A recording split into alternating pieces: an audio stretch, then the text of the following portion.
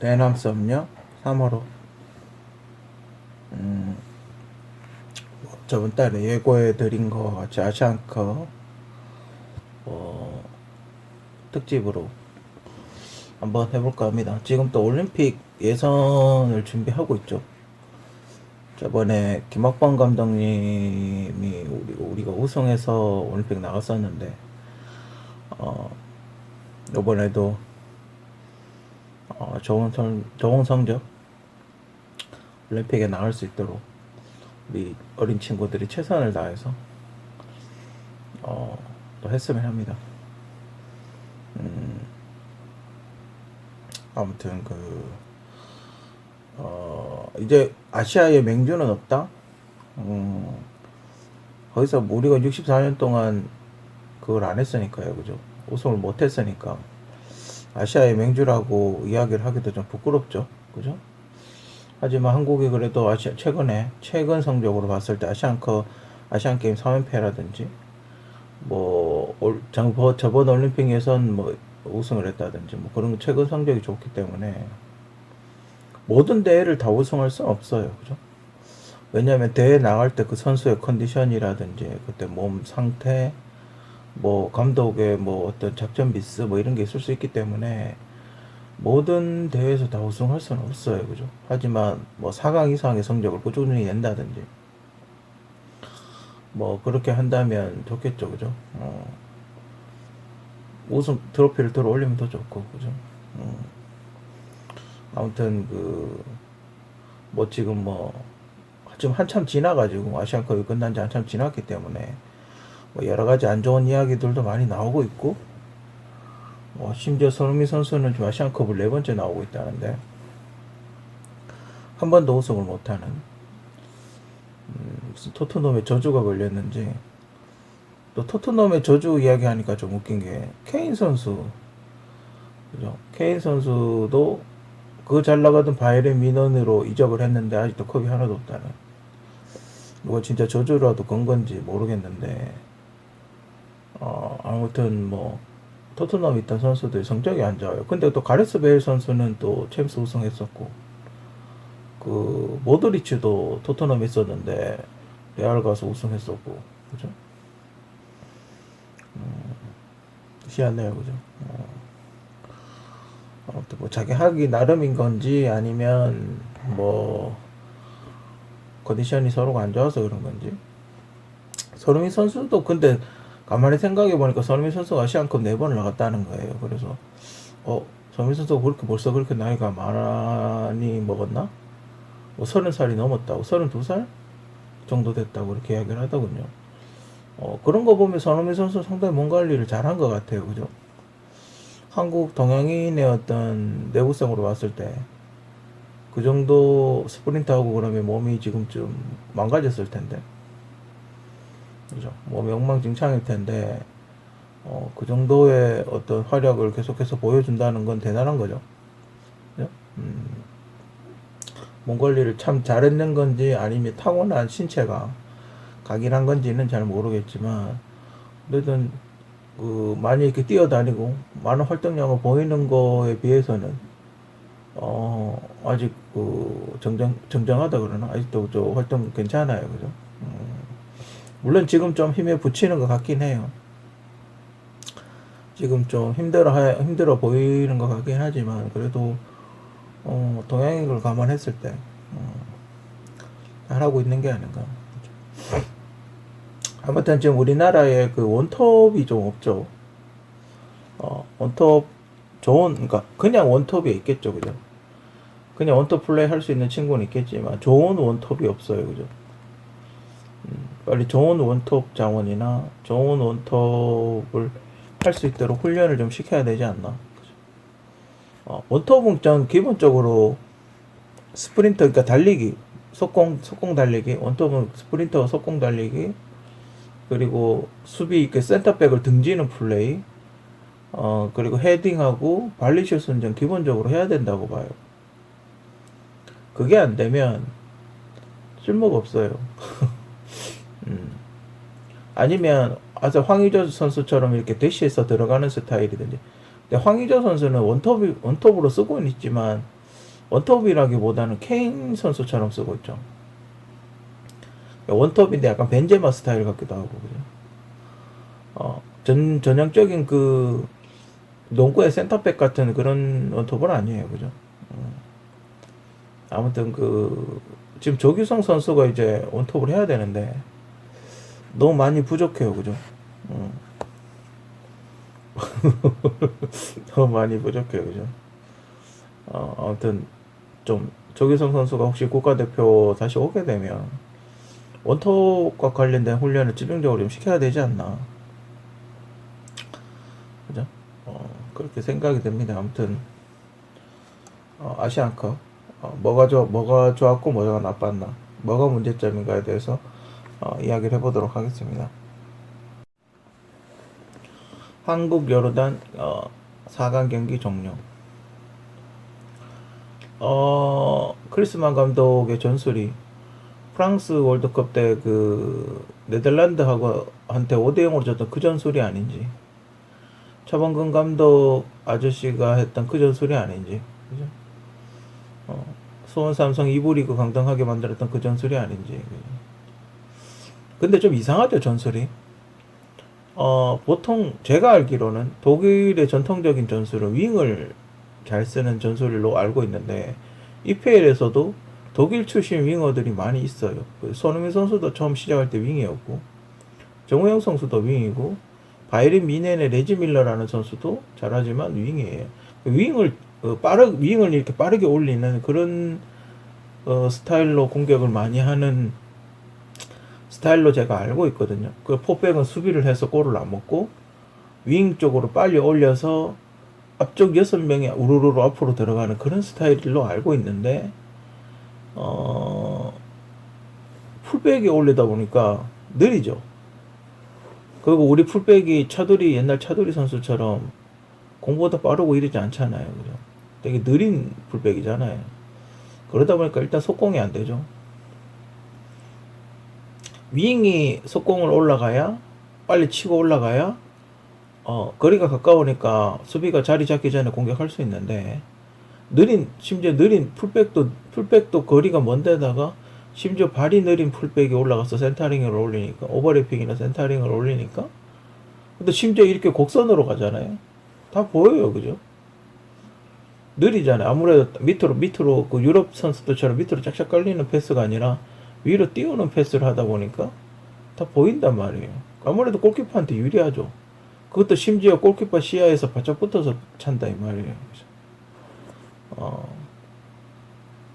그러니까 성공 확률이 매우 낮죠.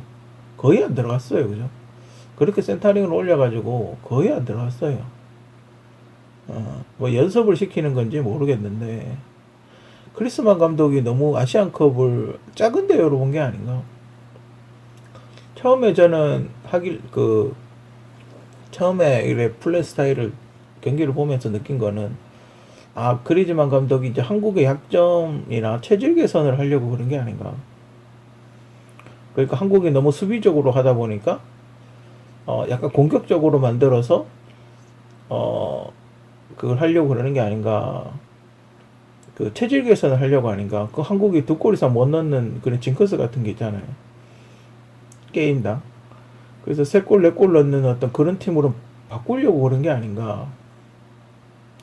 그러다 보니까 수비하고 골키퍼 간격이 멀어지죠. 멀어지다 보니까 아시아 선수들의 대부분은 한국 선수들한테 할 때는 손수비 후 역습을 하거든요. 손수비 후 역습하고 딱 맞아 떨어지는 거죠.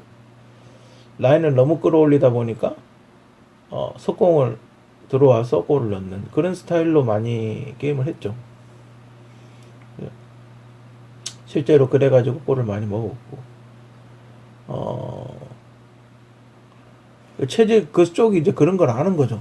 옛날에 솔사르 감독이 맨유에 있을 때, 그 챔스 나갔을 때 그런 전술을 했었죠. 그때 당시 뭐가 유행이었냐면, 바이에른 미넨이 그때 챔스 우승했던 걸로 아는데, 우르르 올라가서 막 다 슈팅 때리는 거예요. 그러니까 개개 프레싱을 골대 앞에서 하는 거죠. 그런 식으로 우르르 다 올라가서 막 그 슈팅 때려가지고 그래가지고 골을 넣는 그런 스타일의 게임이 있었어요. 그래서 소사르 감독이 챔스 갔다가 그 팀 최하위 팀하고 그렇게 하다가 골 넣으려고 우르르 들어갔다 뒷방 맞아가지고 2대0으로 졌던 적이 있죠. 그죠? 그거랑 거의 비슷해요. 그죠? 심지어 이제 김민재 선수가 없으니까 이제 속공에 대한 차단 능력이 떨어지겠죠. 그죠? 그럼 우리가 또 생각해 볼 건 뭡니까? 김민재 선수 스타일의 선수를 키워야 되겠다. 그죠? 만약에 김민재 선수가 퇴장을 당하거나 뭔가 부상을 입거나 잘못됐을 경우 김민재 선수의 플레이를 대신할 수 있는 선수를 육성을 해야 되겠다. 뭐 이런 생각이 들죠. 그죠? 요즘 센터백 조합은 키 크고 이제 헤딩볼, 공중볼 잘 차단하는 키 큰, 덩치 큰 사람 하나하고 속공 차단하는 빠른 발로 이렇게 속공 차단하는 그런 스타일의 선수가 보통 조합을 많이 합니다. 그래서 맨유에서도 키가 작은 선수지만 센터백을 쓰고 있죠. 발이 속공 차단한다고 발이 빠르니까 그런 식으로 조합을 많이 합니다. 그죠? 근데 한국은 좀 애매하죠. 한국은 김민재 선수 혼자 속공도 차단하고 공중볼도 차단을 해요. 그죠?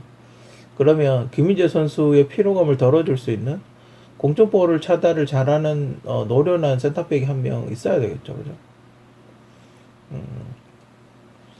아무튼 그런 선수들 여러 가지 이번 대회를 통해서 대한민국 대표팀의 어떤 부족한 점, 허점 뭐 그런 게 많이 나왔고, 그리고 황인범 선수가 빌드업을 전담하다 보니까 황인범 선수가 발목이 안 좋거나 컨디션이 안 좋으면 빌드업이 잘 안 된다. 그죠? 플랜 B가 있어야 된다. 뭐 그런 거라든지.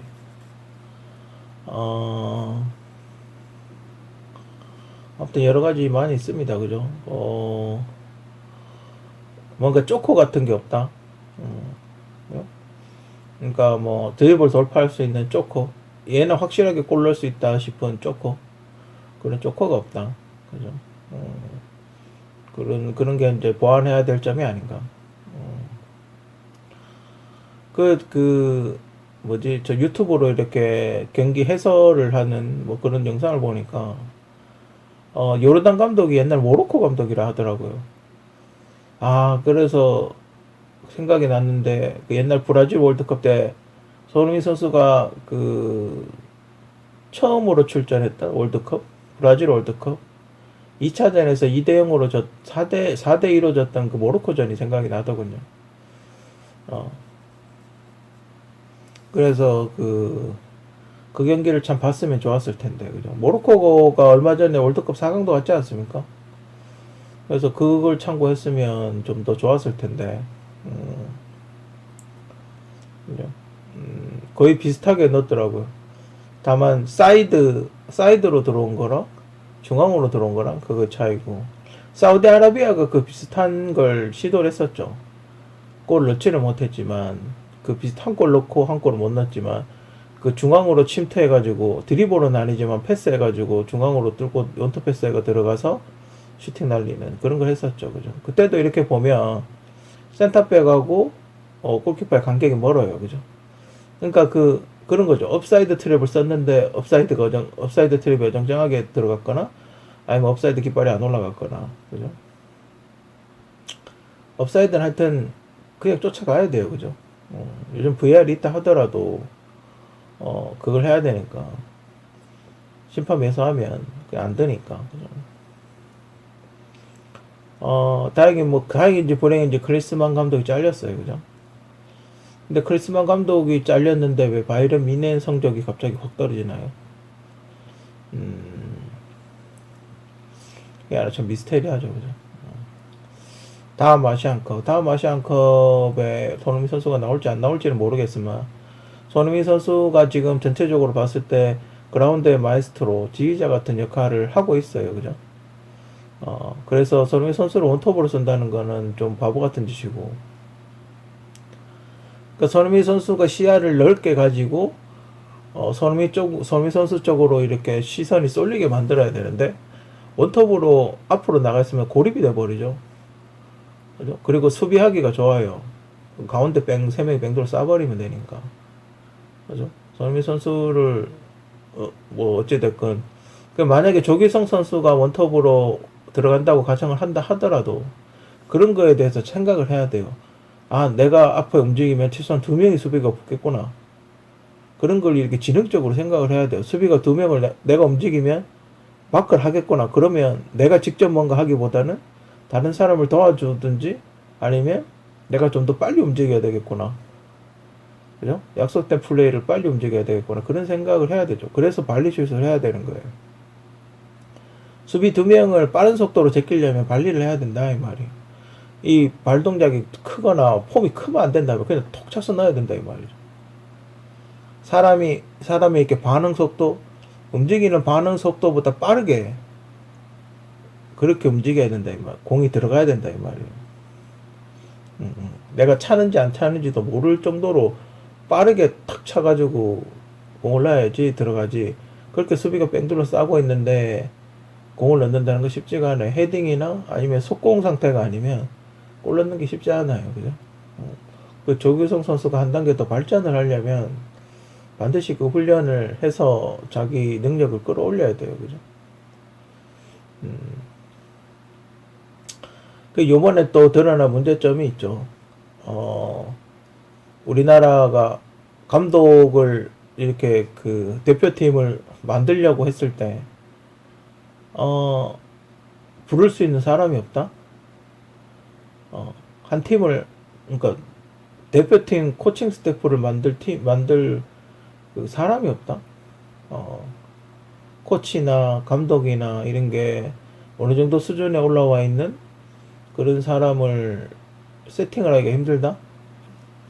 그러니까 선수는 이제 어느 정도 육성이 됐는데 코칭 스태프의 육성에 너무 너무 이렇게 신경을 안 쓴 게 아닌가. 우리도 이제 선수뿐만 아니라 코칭 스태프를 성장시킬 수 있는 어떤 그런 아카데미, 축구 아카데미 같은 걸 만들어서 누구나 와서 수업을 들을 수 있게끔, 그죠? 아니면 뭐 대학교에 그런 커리큘럼 같은 거 하나 만들든지, 그죠? 축구 이거 연구해보면 되게 써먹을 때가 많아요. 이게 전쟁 나도 써먹을 수 있고, 여러 가지로 이렇게 응용이 가능해요. 축구 전술이라는 게. 그리고 축구가 돈 되잖아요.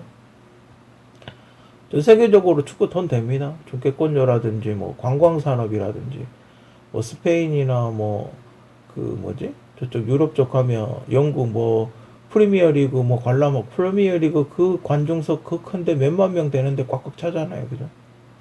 돈 됩니다. 그죠? 축구 산업이 우리가 아직 스포츠 산업이 그렇게 안 커져서 그런데 미국이나 영국이나 이쪽은 야구나 축구 같은 걸로 뭐 슈퍼볼 같은 걸로 돈 엄청 벌잖아요. 그죠? 그거에 하나의 관광 자원화 될 수 있다 이 말이에요. 그래서 스타 선수를 키우고 멋진 플레이를 보여주면 우리도 관중석에 꼭 찰 수 있다 이 말이에요. 그래서 국가 전략적으로 키울 만큼의 어떤 가치가 있는 그런 겁니다. 지금 사우디나 이쪽에 엄청 투자하잖아요. 그 세계적인 선수들 데리고 와가지고 엄청 투자를 하지 않습니까?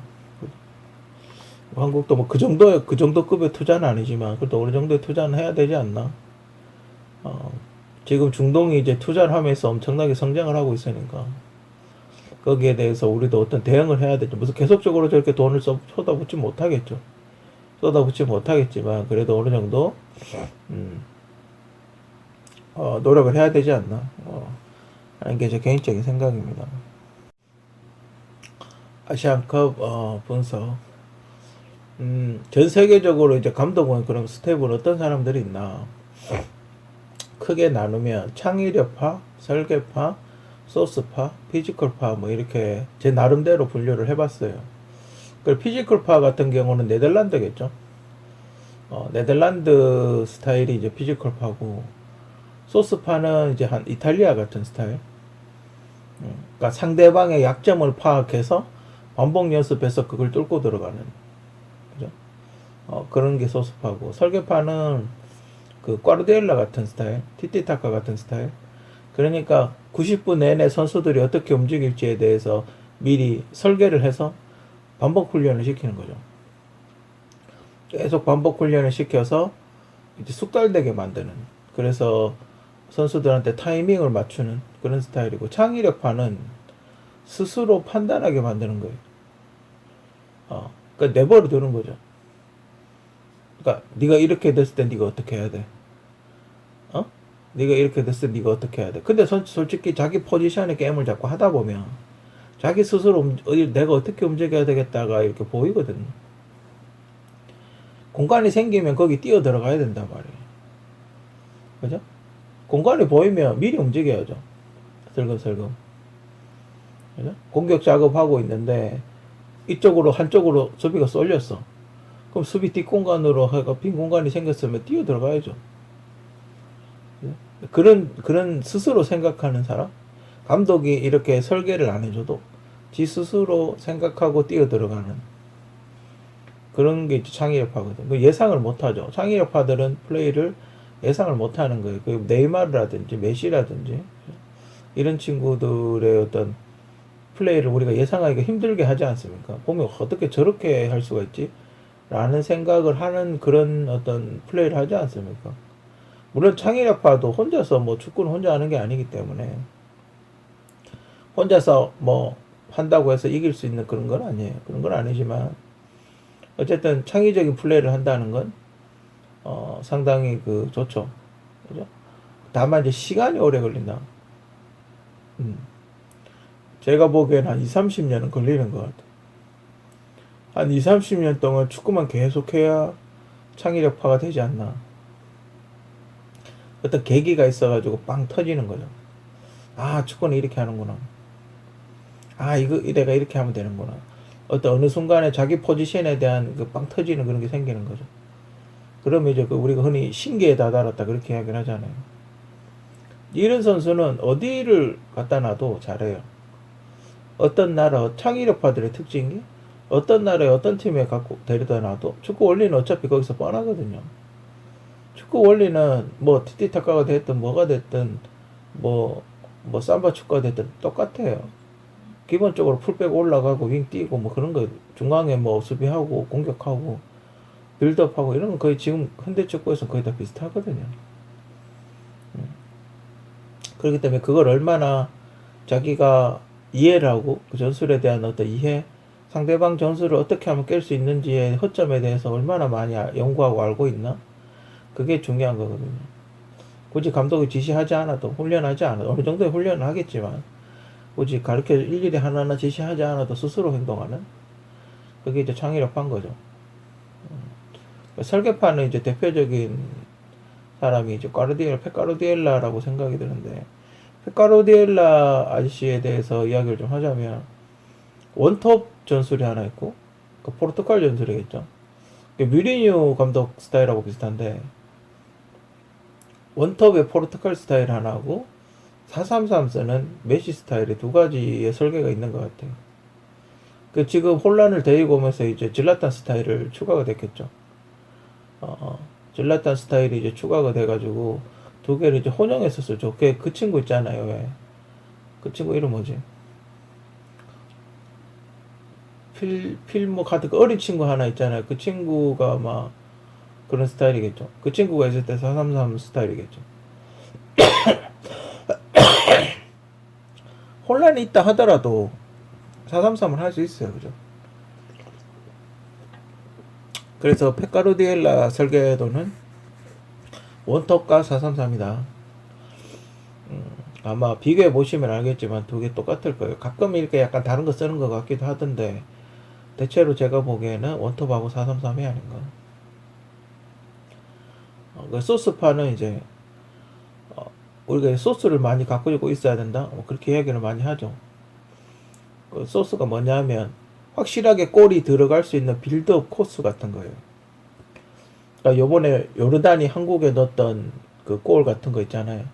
그런 골을 반복 연습시켜가지고 상대방의 약점을 파악해서 지금 타이밍에 감독이 지시를 하면 선수 교체를 하든지 감독이 지시를 하면 넌 무조건 그렇게 가서 그렇게 해라. 공을 받으면 그렇게 뛰어가서 그렇게 슈팅을 해라 라고 이제 그런 루트를 만드는 거죠. 보통 제가 보기엔 EPL 게임 수준에서 한 게임당 10개 정도가 필요하고 그 중에 한두 골이 들어가는 걸로 알아요. 우리가 아시안 게임 결승전 때 15개 소스를 썼는데 2골 들어갔죠. 다 안 들어가고 15개를 슈팅 15개 소스를 썼는데 다 안 들어가고 2개 들어갔어요. 그렇게 상대방도 저쪽에서 분석을 철저하게 하기 때문에 우리의 소스를 또 막는 소스가 있겠죠. 아무튼 뭐 그렇습니다. 소스는 항상 엄청나게 많이 필요하고 EPL 맨유 기준으로 1년에 50게임 정도 하게 되면 소스 500개가 필요하겠죠. 그죠? 골이 확실하게 들어갈 수 있는 소스 500개가 필요한 거예요. 그죠? 그게 너무 많잖아요. 너무 많다 보니까 EPL에서는 어떻게 하냐면 일부러 골을 먹죠. 일부러 골을 먹어서 저 소스를 알아내는 방법도 있어요. 일부러 다득점하게 만들어서 루트를 보는 거죠. 그런 경우도 있어. 그래서 그 다음에 그 소스를 알게 되고 그 소스에 대해서 다 수비를 해서 차단해 버리는 그런 경우가 더러 있거든요. 그것도 하나의 방법이에요. 지금 아랍 나라들이 컵 대회나 아시안컵 같은 데 나오면 써먹는 방법이 그거죠. 여러분들 보면 아시안컵에 보면 아랍 나라들이 엄청나게 많이 나오는 걸 알 수가 있죠. 그죠? 이 선수들이 이렇게 붙으면서 소스를 알아내는 거예요. 골을 먹으면서. 그러니까 한국이 8골을 먹었잖아요. 8골 먹고 우리 득실이 어떻게 되더라? 하여튼 우리 뭐 3, 2, 3이죠. 그죠? 8골 넣고 8골 먹었죠. 그죠? 그러니까 그 소스를 8개를 알아내는 거예요. 벌써 한 10개 가까이 썼을 거 아니에요. 그죠? 우리가 준비했던 소스를 거기다 쓴 거예요. 그죠? 그러다 보니까 16강부터는 골이 안 나죠. 뻔하거든. 헤딩밖에 없죠. 그죠? 그래서 수비가 다 붙어버리고, 그런 거예요. 사우디아라비아 같은 경우는, 뭐 이런 말 하면 좀 그렇지만, 심판 매수할 가능성이 되게 높죠. 전통적으로 봤을 때. 우리가 과거에 아시안컵을 봐도 그렇고, 심판을 매수했을 가능성이 매우 높기 때문에, 공을 돌려야 되죠. 공을 계속 돌려서 점유율을 올려야 되죠. 상대방이 슈팅을 못하게 해야 되죠. 근데 오히려 반대로 돼버렸죠. 근데 오히려 사우디가 공을 돌렸다고 하더군요. 앞에 초반에 잘 못 봐서 모르겠는데, 사우디가 전반에 오히려 공을 돌렸다고 이렇게 이야기를 하더군요. 그래서 상대방이 공을 돌릴 때는 어떻게 해야 되냐면, 한쪽으로 이렇게 몰아야 돼요. 그러니까, 이쪽 반대편에 있는 사람 수한테 수비가 붙고, 저쪽으로, 한쪽으로, 뭐, 오른쪽이든 왼쪽이든 몰아야 가야 되죠. 그래서, 대각선 패스를 하겠죠. 그렇게 몰리다 보면. 그러니까 대각선 패스를 하면 풀백이 뛰어가서 뺏어야 되는 그런 스타일로 해야 되는 거죠. 무조건 공 쫓아다니다 보면, 우리만 힘들게 되는 거죠. 그죠? 어차피 공 쫓아다녀도, 티티타카는 공을 쫓아다녀도 어차피 우리 쪽 골대로 공이 올 거 아니에요. 그죠? 그 오는 순간이 있거든요. 그러니까 자기 진영에서 공을 돌려도 가만히 있어도 우리 쪽으로 그 골을 넣으려면 우리 쪽 골대 쪽으로 공을 보내야 될 거 아니에요. 그죠? 어떤 식으로든 그쪽으로 오게 되죠. 롱패스든 숏패스든. 그죠? 그리고 사우디 같은 경우는 맨시티 그 만술 아저씨가 있기 때문에 과르디올라 스타일로 많이 할 가능성이 크고, 수비는 이탈리아 감독이기 때문에 5백을 쓰겠죠. 그죠? 그렇기 때문에 바르셀로나 예전 메시 있을 때 바르셀로나 그 전술이 있어요. 약간 탑같이 그 KT하고 비슷한 그런 전술이 있는데, 그걸로 하지 않을까 생각했었는데 그걸로 하더군요. 그죠? 다행히 뭐 승부차기 끝에 이기긴 했어요. 그죠? 아딱하다 그것도 질 뻔했죠. 그리고 핸들링도 그 있었는데 그게 넘어갔죠. 그죠? 사우디전에서. 호주 같은 경우는 유튜브에 이렇게 분석해 놓은 거 보니까 미식 축구 같이 하더군요. 사람 한 명이 왔다 갔다 하면서 약간 미식 축구 스타일로 두 줄 세우고 뒤에 있고 뭐 이런 식으로 약간 그 서 있는 스타일도 미식축구 같이 그렇게 하더군요. 미식축구의 특징이 뭡니까? 뒤에서 쿼터백이라는 사람이 있죠. 쿼터백이라는 사람이 앞으로 공을 이렇게 던져주면 공을 받아서 뛰어가지고 득점을 하죠. 보통 그런 미식축구는 그런 스타일인데, 그러면 이제 쿼터백을 잡으면 그날 게임을 잡는 거예요. 그죠? 자, 쿼터백이 누가 될 가능성이 높냐? 센터백 2명 중에 1명이 될 가능성이 높죠. 그리고 호주는 이미 센터백이 발이 느리다는 약점이 이미 파악이 된 상태였어요. 그죠? 그렇기 때문에,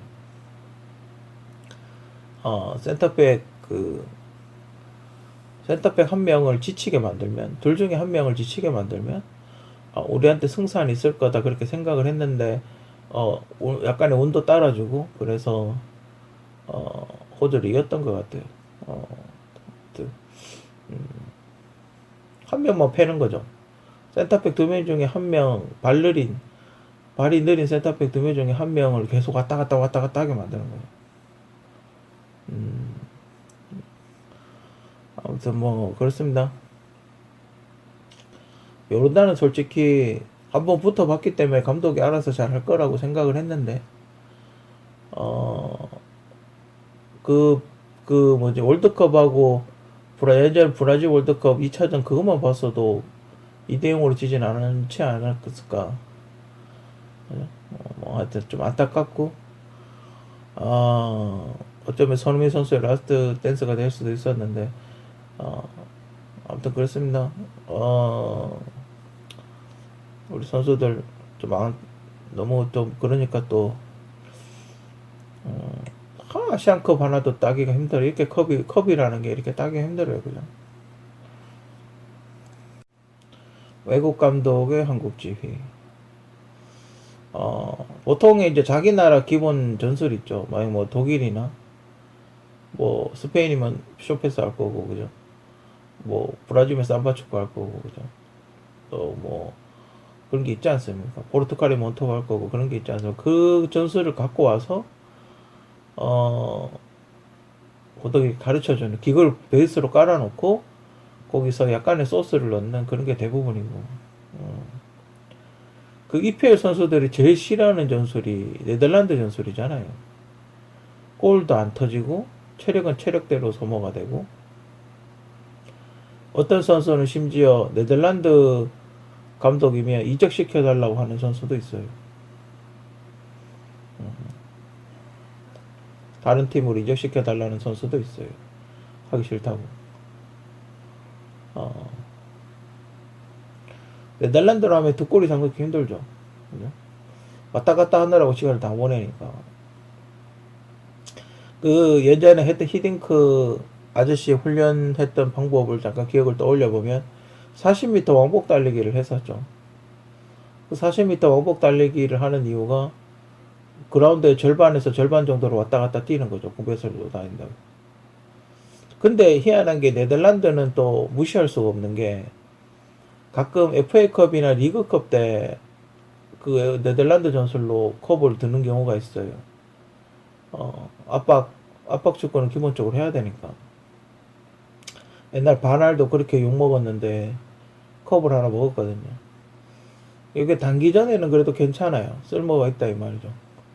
계속하는 거는 좀 그럴 수 있지만, 단기전에 잠깐 쇼컵 짧은 컵 대회에서 단기전에서 써먹기는 안전하고 괜찮긴 해요. 약간만 변형을 한다면, 그죠? 그 토트넘이 왜 컵을 못 드냐에 대해서 생각을 해봤어요. 토트넘이 그게 없는 거죠. 그러니까 컵 대회하고 리그하고 전술을 같이 쓰는 거죠. 따로따로 준비하는 게 아니라, 그러니까 리그 하던 대로 다시 컵 대회에 와서 그대로 하는 거죠. 그러다 보니까 어떻게 되냐면 분석이 되겠죠. 그 컵 대회는 지면 바로 탈락이니까. 그 리그처럼 하다가 한 번도 안 붙어본 팀하고 붙어도 저 팀이 분석이 되는 거죠. 그냥. 그래서 따로따로 준비를 해야 되는데 함께 준비해서 그런 게 아닌가. 이제 점점 이제 뭐 국가대표 외국인 감독도 이제 한국을 또 안 좋아하죠. 한국에 오는 걸 외국인 감독은 꺼려 하는 걸로 알아요.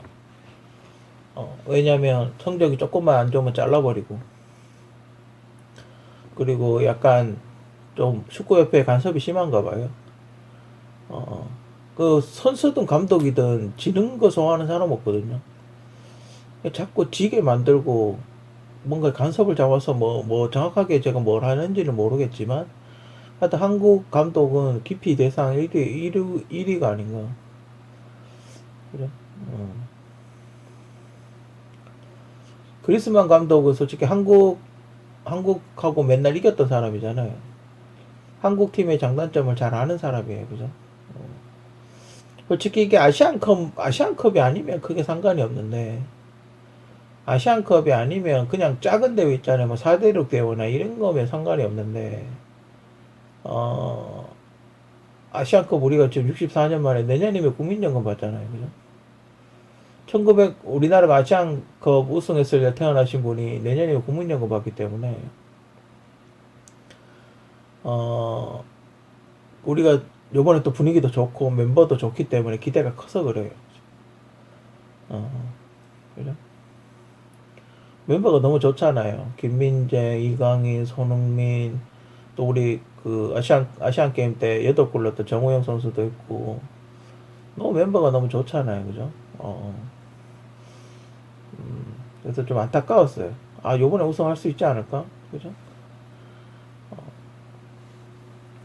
아무튼 또 클리즈만 감독이 또 하나 실수했던 게 있죠. 국내 K리그 경기를 안 봤죠.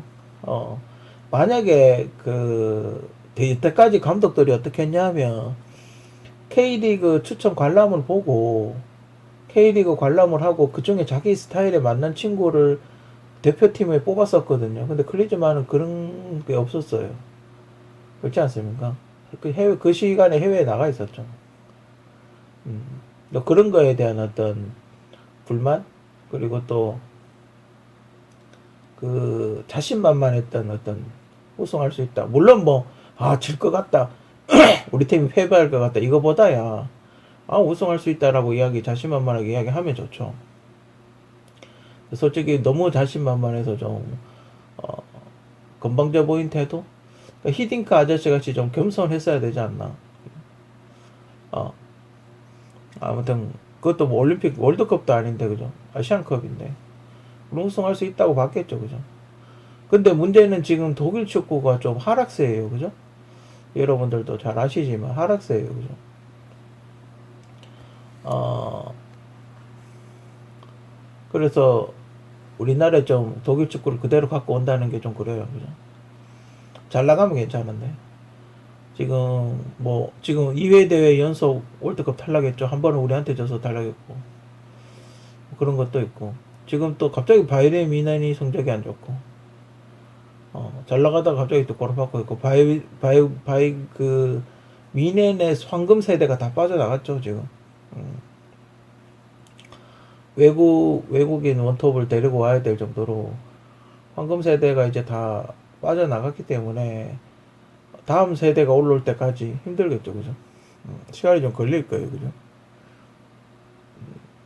아무튼 우리도 이제 한국 감독에 대한 이제 우리도 2002년 세대들 있지 않습니까? 우리 좀 우리 안정환 선수는 예능하고 있긴 하지만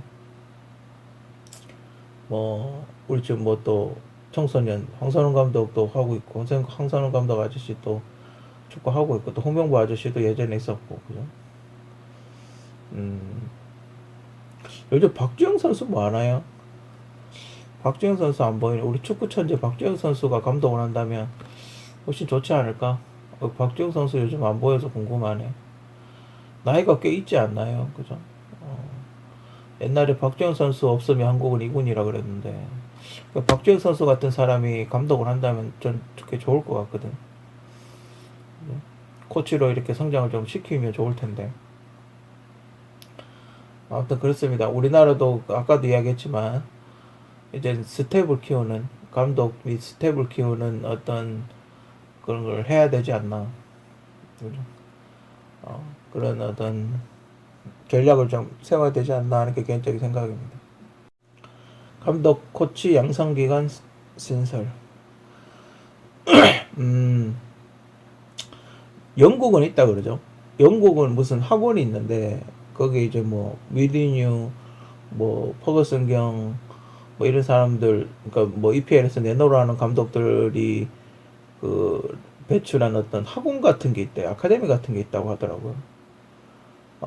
거기서 이렇게 뭐 교육을 시키고 토론을 하고 축구의 기본을 배우고 뭐 그렇게 한다던데, 우리는 그런 게 없어요. 그죠? 이런 거는 국가 차원에서 하기보다는 축구협회 차원에서 해야 되지 않나. 그죠? 좀 수준 높은, 오히려 이런데, 이런 기관에 오히려 수준 높은 외국인 감독, 외국인 코치 및 감독을 데리고 와서 교육을 시켜야 되죠. 그죠?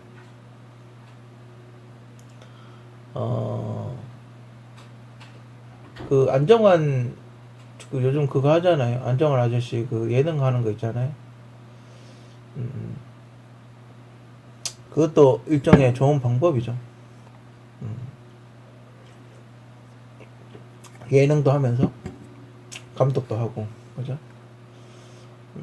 이젠 스스로 생각하는 축구를 해야 돼요.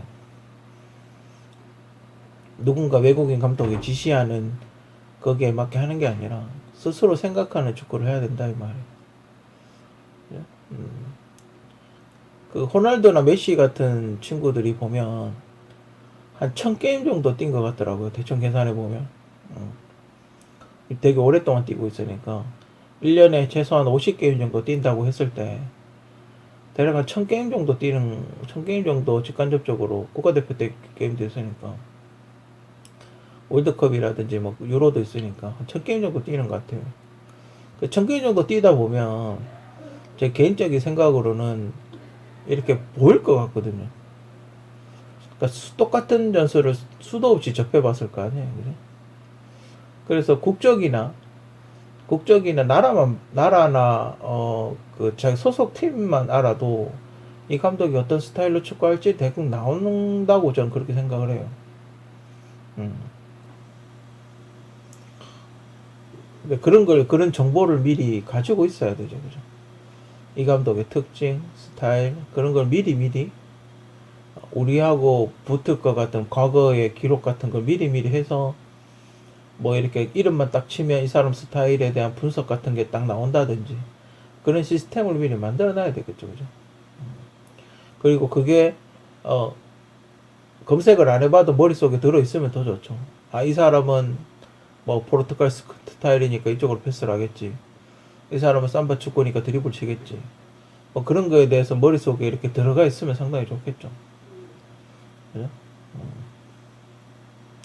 그리고 이제 심판이나 VR 심판, 감독과 코치뿐만 아니라 심판이나 VR 심판 이쪽도 좀 양성을 해야 되지 않나. 그죠?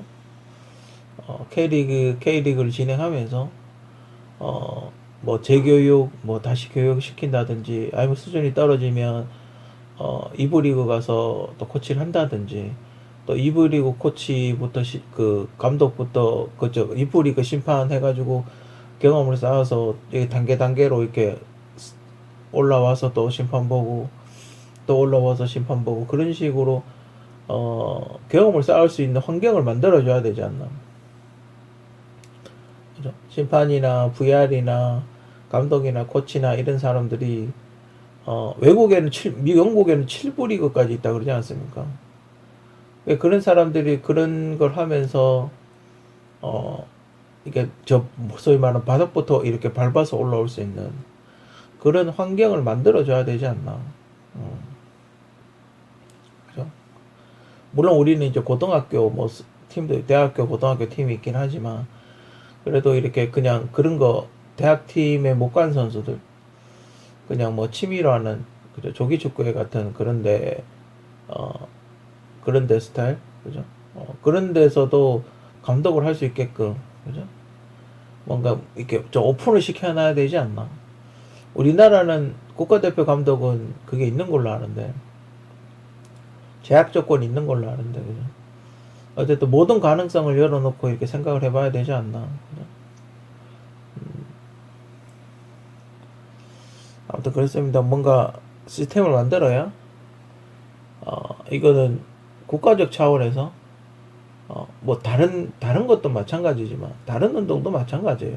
배구나 농구나 뭐 이런 것도 다 마찬가지지만 대한체육협회에서 다른 종목도 마찬가지로 감독 코치의 어떤 양성 뭐 만약에 룰을 잘 안다든지 그러니까 채점표를 최소한 알고는 있어야 될까 이렇게 하면 몇 점? 뭐 룰이라든지 뭐 이런 거는 머릿속에 다 들어가 있어야 될 거 아니에요. 그죠? 어떤 그런 거에 대해서 어떤 그런 교육할 수 있는 누구나 오픈돼서 누구나 교육받을 수 있는 누구나 뭐 자격시험을 통과하거나 뭐 만약 국가대표를 못 뛰었다면 뭐 감독 뭐 100회 게임 자기가 감독으로 게임을 100번 정도 했다 아니면 뭐 50번 정도 했다 그런 어떤 다른 쪽으로 어떤 통과가 된다면 그래서 자격 조건이 채워진다면 훨씬 더 좋지 않을까. 아무튼 뭐 지금 봤을 때는 한국도 이제 감독 코치 양성을 할 수 있는 기관 아카데미가 필요하다는 게 이제 절실해 보이고 그러면 각 파트별로 그 역할을 어떻게 할 것인가 에 대해서 한 번쯤 교육 과정을 만들어 봐야 되지 않을까 하는 게 제 개인적인 생각입니다. 충격 링가드 서울FC 입단 계약 조건은 2+1년으로 발표가 됐고 연봉은 한 주급이 3천만원 수준인 걸로 지금 알려져 있죠. 3천만원이면 어느 정도인가요? 한 15억? 15억 정도 되나? 그렇습니다. 근데 링가드가 왜 한국에 왔는지 뭐 배울 거 있다고 한국에 왔을까요? 그죠? 아니면 받아주는 팀이 없었나? 기대 반, 실망 반? 소위 말하는 폼 떨어졌다? 얼마나 성실하게 할지. 더 한국에서 하면 더 힘들 텐데, 패스 엉망이라. EPL에서 손흥민 선수를 보면 되지 않습니까? 손흥민 선수를 예를 들면, 토트넘에서 그렇게 골 많이 넣었는데 한국에는 못 넣잖아요. 패스 센터링이나 패스 엉망이기 때문에 골 넣기 훨씬 더 힘들 텐데 한국을 선택을 했는지 모르겠어요. 링가드는 약간 제가 예상해 보면 단독 드리블 혼자서 공 잡으면 단독 드리블 쳐서 집어넣는 약간 브라질이나 남미 쪽 스타일의 축구를 구사를 하거든요. 그래서 아마 그게 드리블 돌파가 되면 괜찮은데 만약에 태클 들어와서 계속 그게 끊겨버리면 아마 짜증을 낼 거예요. 그죠? 아무튼 그렇습니다. 링가드 열심히 잘 했으면 좋겠고 메뉴에 있을 때도 잘했어요. 그죠? 메뉴에 있을 때도 못하진 않았습니다. 그때 7명 제끼고 골 넣은 적도 있었고 혼자서 못하진 않았습니다. 못하진 않았는데 성적이 꾸준하진 않아서 그렇죠.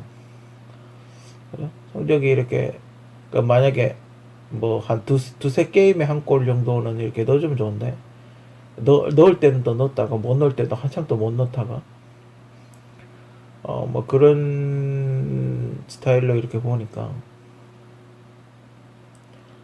뭐 한국 와서 뭐 관광객 근데 뭐 야구도 푸이그 메이저리그 뛰던 푸이그도 와가지고 했었고 뭐 우리나라도 이렇게 메이저리그급 선수들이 많이 와서 가끔 게임 띄우고 퍼펙트도 하고 그러죠. 그죠? 그런 게 있기 때문에 어떤 링가드가 서울FC 입단했다는 거 솔직히 좀 난 저 가짜 뉴스인 줄 알았어요. 애들이 그냥 농담으로 장난치는 건 줄 알았는데 진짜 입단을 했다군요.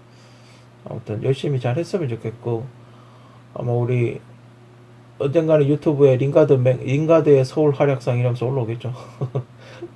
그래서, 한국에서 맨유에서 보여줬던 그런 모습 보여주지 말고 한국에서 더 성실하게 멋진 모습 많이 해서 멋진 모습 보여줬으면 하는 게 제 개인적인 바람입니다.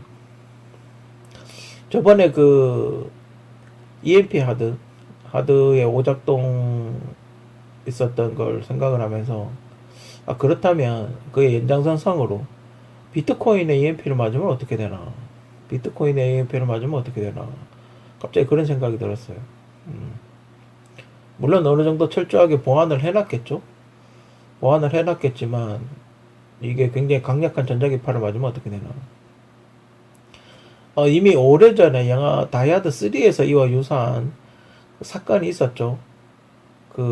그러면 자동으로 어딘가로 백업이 된다, 데이터가.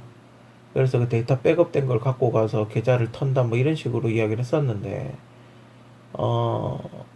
그렇습니다. 비트코인은 백업을 할 수가 없죠. 복사가 안 된다 그랬으니까. EMP 맞으면 다 끝난다는 얘기인데, 그죠? 비트코인도 은행같이 아날로그 인증서가 필요하지 않을까? 그죠? 뭐 이렇게 금화같이 생긴 이렇게 주던데, B자에다가 있는 금화같이 생긴 걸 주던데, 저게 만약에 데이터가 날아가면 어떻게 되나? 그죠? 비트코인 주가가 지금 엄청나게 비싸던데, 그죠? 아무튼 EMP에 대한 방어, 우리나라도 EMP에 대해서 철저하게 대비를 하고 방어를 하는 어떤 설비 같은 걸 증설을 해야 되지 않나. 그죠? 제가 다른 하드도 봤는데, 다른 하드도 약간 먹었어요, EMP를. 그래서 하드가 일정 부분 에러가 나는 그런 현상이 또 생기더군요. 하여튼 아무튼 여러분들도 하드 한 번씩 혹시 있으면 점검을 해보시기 바랍니다. 데이터가 삭제되거나 안 보이거나 없어지거나 그런 게 좀 있어요. 확인들 한번 해보시고, 항상 백업을 생각을 해야 됩니다. 그죠? 굉장히 강력했던 폭탄이었나봐요. 핵폭탄인가봐요. 그날 제가 그때 느꼈던 게, 대선 때 울진 산불났을 때 터졌던 게 엄청나게 큰 핵폭탄급 폭탄이었나봐요. 이렇게 가정집에 있는 저 동해에서 터졌으면 이 먼 대구까지 이 촘촘한 빌딩이, 가정집들이 있는 여기까지 자기장에 영향을 미칠 정도면 굉장히 큰 대형 폭발이었나봐요. 정부는 그게 뭔지조차도 파악을 못하고 있다는 게 정말 놀랍습니다. 아무튼 비트코인 EMP를 맞으면 재미난 현상이 많이 일어나지 않을까. 그렇기 때문에 투자를 주의하시기 바랍니다. 얼마 전에 형이 생수를 보내준다고 그랬는데, 그러냐고 그러면서 했는데, 그 생수 판매업자가 요소수를 같이 취급을 한다는 거예요. 생수하고 요소수하고 뭐 할 수도 있는데, 근데 왜 뭔가 좀 안 좋은 거예요. 요소수라는 게 뭔지부터 이야기를 해드리면, 여러분들 디젤 차를 타지 않습니까? 디젤 차를 타면 엔진에서 불완전 연소한 석유의 가스가 요소수와 만나면서 다시 한번 불타서 완전 연소를 하게 만드는 게 요소수예요. 그죠? 근데 그거를 생수하고 같이 취급을 한다? 좀 이상했는데, 뭐, 같이 할 수도 있겠지라고 생각을 했는데, 뭐, 그 업체가 그렇다는 건 아니지만, 어쨌든, 먹었는데, 뭐, 연관성이 있을 수도 있고, 이건 저 개인적인 생각이에요. 저는 연관성이 있다고 생각이 들기 때문에, 이야기를 하는 거예요. 그 업체가 뭔지 모르겠지만. 아무튼, 그러니까 요소수를 생수 안에 집어넣는 거죠. 그렇다고 해서 디젤을 안 먹었는데, 그럼 디젤을 안 먹었는데 이게 연소를 하겠냐 이 말이죠. 그러니까 거기서 이제 의문이 들었어요. 요소수를 생수에 넣는다고 하더라도 내가 내 목에서 디젤 연소가 안 되는데 이게 불타오르겠냐, 그렇게 생각이 들었어요. 그러면 뭔가 내가 먹는 음식에 디젤 같은 게 들어가 있겠네? 그럼 어디가 있을까라고 봤을 때 식용유? 근데 이 시기가 언제였냐 하면 구정 근처였어요. 구정 전이었나 구정 후였나 그랬을 거야 아마. 자, 우리가 구정되면 어떻게 해요? 전 많이 부쳐 먹죠. 그죠? 식용유 많이 쓰죠. 여러분들 혹시 식용유 쓰다가 후라이팬에 불 붙은 적 없나요? 전 여러 번 있었거든요. 그리고 그 석유 냄새가 약간 났었어요. 어,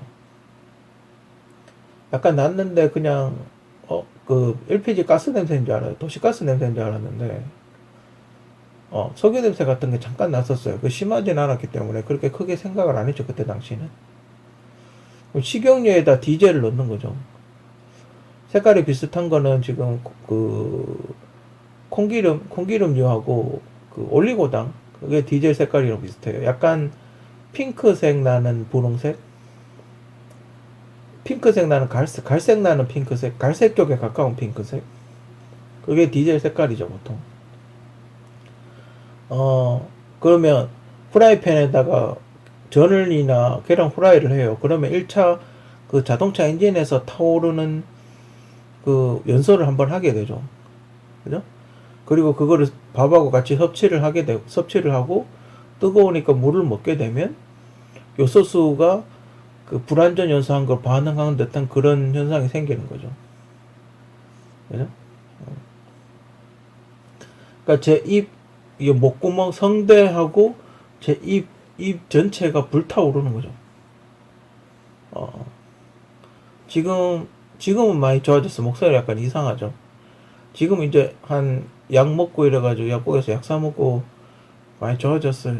많이 조금 좋아졌는데 아직도 기침 같은 거 나고 입술이 막 부풀어 오르고 열 올라가지고 지금 한쪽 입술이 부풀어 올라가지고 막 그 엉망이에요. 또 한 대 맞은 것 같이 그렇게 돼 있어요.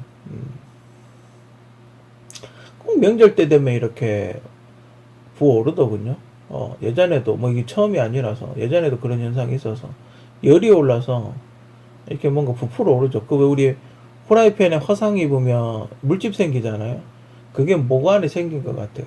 꼭 생선가시 찔린 것처럼 굉장히 아파요. 이 성대가 이렇게 자라면 심하면 벙어리가 될 수도 있죠. 성대 결절 같은 게 생길 수도 있겠죠. 그죠? 그리고 이게 뭐랑 비슷하냐면 코로나하고 좀 비슷해요. 코로나나 메르스하고 증상이 좀 비슷하다고 생각할 수 있어요. 근데 마침 병원이 그걸 하네, 파업을 하네. 얼마 전에 요소수 대란 있었죠. 뉴스 보신 분들 아시겠지만 얼마 전에 요소수 대란이 있었습니다. 최근에 얼마 안 됐죠. 요소수 대란 한번 있었어요. 그죠? 그리고 디젤이야 뭐 식용유에 섞으면 되고 선물 세트 있죠. 명절 때. 여러분들 명절 때 식용유 선물 세트 많이 받으셨을 거예요. 그죠?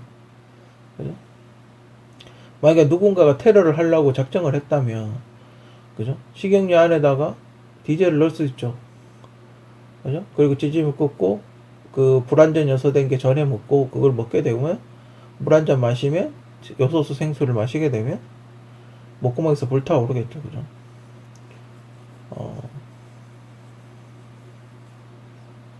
살이 다 익어버리죠. 우리 훈제하는 것처럼 고기 훈제하는 것처럼 성대하고 이쪽이 다 익어버려서 벙어리가 될 수도 있고 심하면 만약에 여기 이 상태에서 술을 먹으면 완전 기름을 부었는 거랑 마찬가지죠. 머리가 불타오를 수도 있어요. 머리가 그냥 불 붙을 수도 있어요. 사람 몸도 기름이 있거든요. 사람 몸에도 기름이 있고 막 같은 게 있고 단백질로 되어 있기 때문에 여기서 만약에 엄청나게 뜨거운 연기가 나오면 혼연처럼 이게 익어버릴 수 있다. 단백질처럼. 제가 예전에 군대 갔을 때 그 행군할 때 몸에 열 필요가 엄청나게 났었거든요. 그래서 몸에 엄청나게 열이 많이 났었어요. 그래서 제 발바닥이 그 족발처럼 당겼던 적이 있어요. 족발의 그 왜 껍질, 족발의 그 비계가 이렇게 떨어져 나가잖아요. 그것처럼 제 발바닥에 그렇게 떨어져 나갔던 적이 있어요. 몸이 뜨거워서. 몸에 하도 열이 많이 나서 근육이 다 익어버렸던 적이 있어요. 그런 거 비슷하게 되는 거죠. 저같이 이렇게 몸에 열이 많이 나는 사람은 더, 심해지겠죠. 그죠? 아무튼 요소수 생수 이걸 뭐 할 수 있는 방법은 식용유 음식을 안 먹는 거죠. 어차피 디젤이 없으면 요소수는 마셔도 의미가 없거든요. 그죠? 요소수, 설령 요소수 생수라 하더라도 내 몸에 내가 먹은 음식 중에 디젤이 없으면 연소가 뭐 안 일어나니까, 그죠? 그냥 소변으로 나올 테니까 그게 상관없습니다. 그죠? 물론 실험을 해봐야 알겠지만 요소수 자체만으로도 그렇게 불이 나는지는 정확하게 모르겠지만 어쨌든 실험을 좀 해봐야 되겠지만 제가 알기로는 디젤이 1차 연소를 하지 않으면 요소수는 큰 의미가 없다고 그렇게 알고 있거든요. 요소수도 이제 정부에서 관리를 좀 해야 되겠죠. 색소를 넣는다든지 생수에 타면 이렇게 확연하게 구분이 된다든지. 그 워시액 같은 거 있죠. 워시액이나 부동액 같은 거. 그런 것들도, 그런 거는 이제 색깔이 있어서 보면 이렇게 파란색이 나잖아요. 그래서 만약에 섞으면 티가 좀 나는데, 요소수는 지금 뭐 색깔이 어떤지 정확하게 모르겠어요. 그죠? 아무튼 그런 증상이 일어날 수 있고, 코로나 같은 그런 코로나일 것 같이 착각을 하게 만들 수 있으니까, 여러분들도 조심하시고, 약국 가서 그 기침 감기약 사 드시면 돼요. 약국 가서 병원 안 가셔도 돼요. 서울대병원 안 가셔도 헬기 타고 안 가셔도 되고, 약국 가서 그 기침 감기약 사 드시면 됩니다. 오한이 날 수도 있어요. 몸이 이렇게 들들들들 떨리는, 추워가지고 왜 몸이 들들들들 떨리는 증상이 있죠. 그게 날 수도 있거든요. 그러니까 몸 따뜻하게 하시고, 그리고 따뜻한 물은 솔직히 추천하고 싶진 않아요. 왜냐면 이미 뜨거우니까, 이 목구멍이 이미 뜨겁거든요. 오히려 또 익어버릴 수도 있어요. 여기 단백질이. 따뜻한 물은 하고 싶지 않고, 그 아이스크림 있죠, 아이스크림. 여기에 지금 열이 나고 있기 때문에 아이스크림을 먹어야 돼요. 아이스크림 와 엄청 비싸더군요. 목이 너무 아파서 아이스크림 먹었는데 아이스크림 조그만 거 하나가 12,500원? 와. 하여튼 아이스크림 콘은 한 1,200원 정도 하는데 아이스크림을 이렇게 입에 머금고 있다 그래야 되나? 목에 이렇게 아이스크림을 머금고 있는 거 있죠. 바로 삼키지 말고 성대에 이렇게 아이스크림을 올려놓는 그런 느낌? 그런 느낌으로 이렇게 잠시 있다가 녹으면서 삼키는. 그래서 지금 성대가 뜨거워져 있기 때문에 식힌다는 그런 느낌? 그런 느낌으로 하시면 좀 더 좋아지실 수 있어요. 그리고 입을 헹구세요.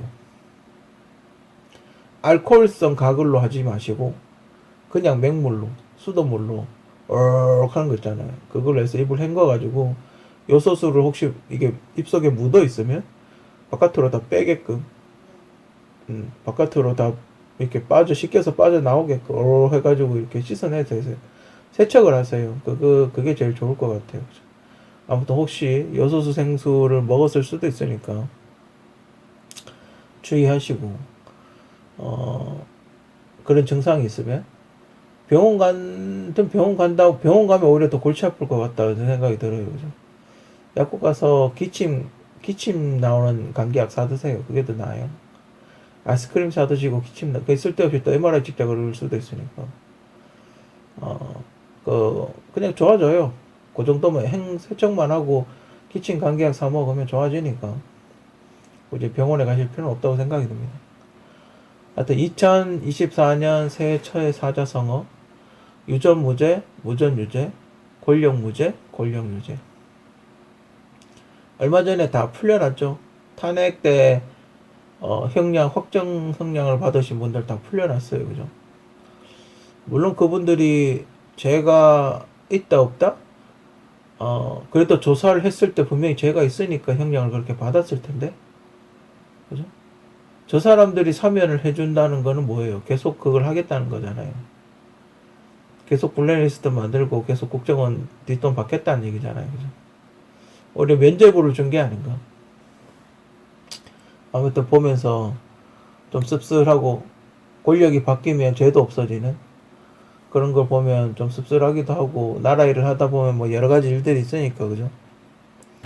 근데 그때는 왜 그렇게 난리를 쳤나, 그럼 정치인들이 국민들을 가지고 논 게 아닌가.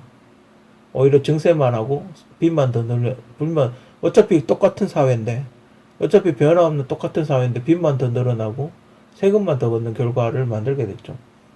정말 이 국민들을 개돼지로 보는 게 아니고요. 하여튼 그 뉴스를 보면서 씁쓸하고 안타까운 마음을 지울 수가 없습니다.